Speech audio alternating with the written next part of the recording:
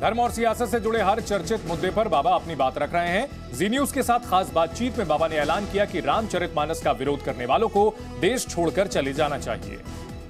मैं ये जानना चाहूंगा कि क्या रामचरितमानस में शूद्रों या फिर पिछड़ी तबकों का अपमान किया गया है, जो आरोप लग रहा है? दूसरा, क्या ये करके सनातन को बांटो जातियों में और जातियों का वोट लो, इसकी भी कोशिश है? जिस प्रकार किम जोंग ने किया था कि जैसे किम जोंग के देश में कोविड-19 के केस मिले थे तो उन्होंने कहा था या तो देश छोड़ दो या प्राण छोड़ दो, क्योंकि उस व्यक्ति के कारण पूरा देश नहीं हम मार सकते हैं। तो ऐसे व्यक्ति को भारत सरकार को या तो देश छोड़ने का कहना चाहिए या उससे कह दें कि तुरंत सरेंडर हो जाए और उसको जेल भेजना चाहिए। मतलब ये कह रहे हैं कि जो रामचरितमानस का विरोध कर रहे हैं उनसे उसी तरह डील करना चाहिए जिस तरह से किम जो ने अपने देश नॉर्थ कोरिया में कोरोना से किया था।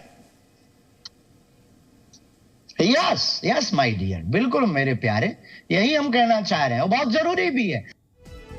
धीरेन्द्र शास्त्री सरेआम कहते हैं कि इस देश में एक बार नहीं 1000 बार घर वापसी की जरूरत है, क्योंकि इस देश में लोग छोटा मोटा ट्रिक दिखाकर लोकप्रियता हासिल कर लेते हैं। आपने घर वापसी की बात की। अब क्यों लगता है महाराज जी आपको कि घर वापसी जैसी चीजों की अब भारत के अंदर जरूरत है, जबकि हर आदमी को यह अधिकार है कि वो जो चाहे धर्म और स्वतंत्रता एक बार नहीं 1000 बार घर वापसी की आवश्यकता है। इसलिए एक बार नहीं 1000 बार घर वापसी की आवश्यकता है। इस देश में छोटा मोटा ट्रिक का चमत्कार दिखा करके मदर टेरेसा बन रही है। इस देश में छोटा मोटा चमत्कार दिखा करके साईं मियां बन रहे हैं। इस देश में छोटा मोटा ट्रिक दिखा करके छोटी मोटी हहुल्ला करवा करके धर्म परिवर्तन भोले भाले लोगों को करवा रहे हैं, सनातन विरोधी काम करवा रहे हैं। उन लोगों के मुंह पर पहली बार जब झापड़ लगा, जब बागेश्वर बालाजी का दरबार लगा, तब उनको खबर लगी, हौस लगी, जो भोले वाले लोग चले गए थे दूसरे धर्म में, उन्हें लगा कि असली बात तो ये है।